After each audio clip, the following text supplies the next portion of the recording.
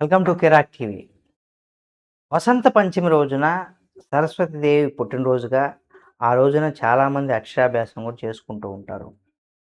అది ఎంతో పవిత్రమైనటువంటి రోజుగా కూడా చెప్పుకోవచ్చు. అయితే ఈ వసంత పంచమికి సంబంధించి కొన్ని చిన్న చిన్న కొటేషన్స్ ఈరోజు మీకు తెలియజేస్తాను. మీరు కూడా మీ స్టేటస్‌లో పెట్టుకోవచ్చు.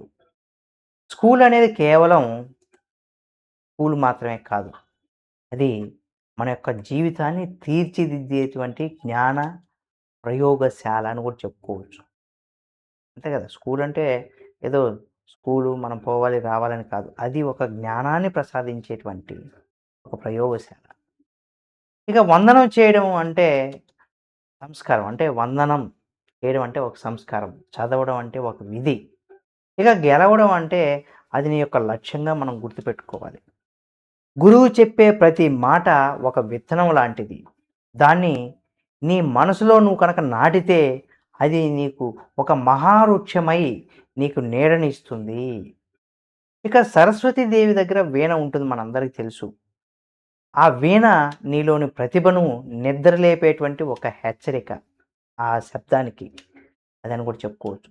ఇక వసంతం ప్రకృతికి అందాన్ని ఇస్తుంది.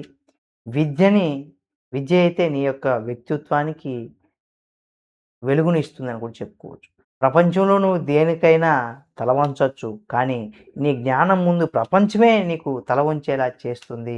అలా నువ్వు ఎదగాలి అని కూడా చెప్పుకోవచ్చు. కొటేషన్స్ మీకు నచ్చినట్లయితే తప్పనిసరిగా షేర్ చేయండి. ఇలాంటి మరిన్ని వీడియోలను ఎప్పటికప్పుడు మీ ముందుకు తీసుకొస్తుంది మన కిరాక్ టీవీ ఛానల్. కాబట్టి సబ్స్క్రైబ్ చేసుకొని పక్కనే ఉన్న బెల్ బటన్ నొక్కడం మాత్రం మర్చిపోకండి.